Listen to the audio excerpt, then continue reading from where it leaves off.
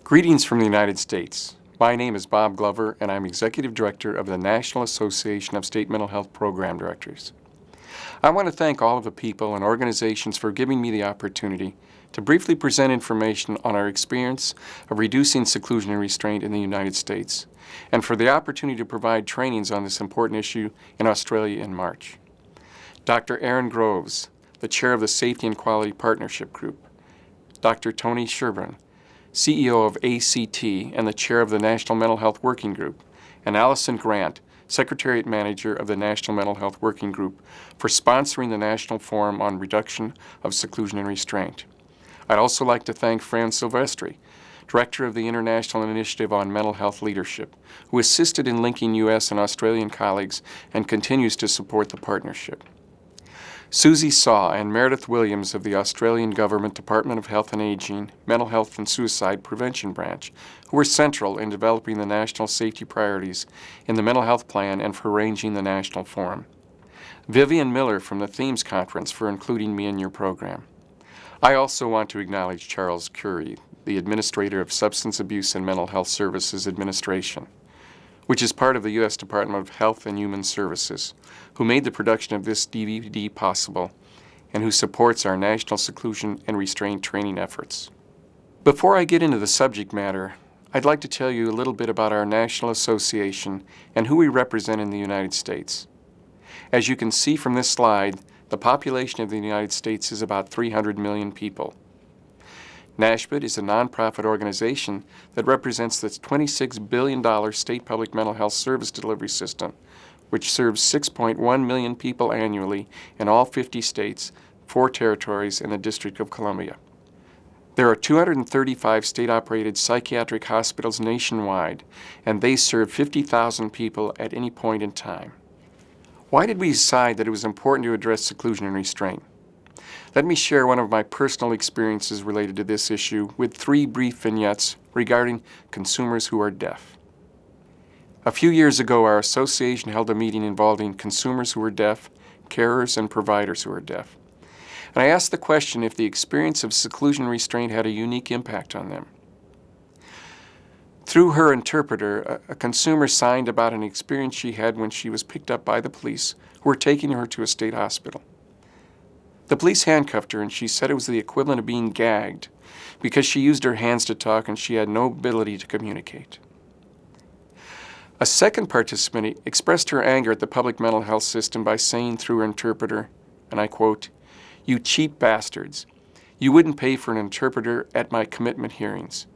You used my father instead to interpret for me, and he was the one who had been sexually abusing me for the past 10 years.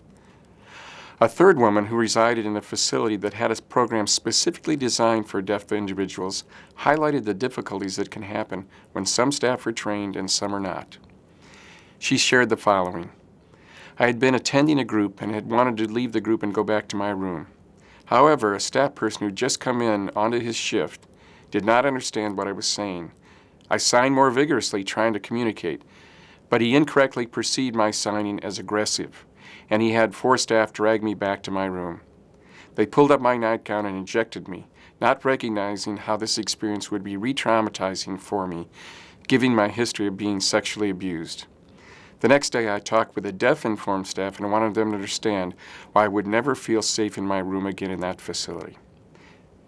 These examples highlighted why we needed to have a cultural change in our mental health system. As we trained our consumer, care, and provider communities, we realized that there were some basic assumptions we needed to address. Let's take a look at a few of these assumptions people have versus the reality of how these practices are implemented. The first assumption, that restraints keep the people we serve safe. The painful reality you can see on this slide relates to Tanner Wilson. Tanner Wilson's first day at a program, his leg was broken when staff physically restrained him. He was only 9 years old. After surgery, he returned to the program with a walker. His leg was later broken a second time, and 18 months after being admitted, Tanner died while being restrained in a routine physical hold. He died of asphyxiation. He suffocated to death. He was 11 years old. A second assumption is that restraints are only used when absolutely necessary and for safety reasons. The example of Andrew McLean, who was 11 years old and only weighed 96 pounds when two aides at Elmhurst Psychiatric Hospital sat on his back and crushed him to death. Andrew's only offense? He was refusing to move to another breakfast table. A third assumption are that restraints keep staff safe. Let's talk about the reality. For every 100 mental health aides, there were 26 injuries reported in a 3-state survey done in 1996. The injury rate was higher than what was found among workers in lumber, construction, and mining industries. The following quote also demonstrates the emotional trauma secluding and restraining has on someone who works on direct care staff. The first time that I helped with a restraint, a 4-point restraint, I walked out of the room in tears because it was one of the most horrible things I had ever seen. A fourth assumption, that seclusion and restraint are therapeutic interventions and based on clinical knowledge. Several research studies conducted have found that people who were secluded experienced vulnerability, neglect, and a sense of punishment. They also had feelings of fear, rejection, boredom, and claustrophobia, and stated that anger and agitation were the result of being placed in seclusion. Further, an analysis of 6 studies reported that almost 3/4 of those secluded conceptualized seclusion as punishment by staff. Many persons served also believed that seclusion was used because they refused to take their medicine or participate in the treatment program. Frequently, people didn't even know the reason for their seclusion. In the United States, we see seclusion and restraint as a system failure, a safety intervention of last resort, and not a treatment intervention.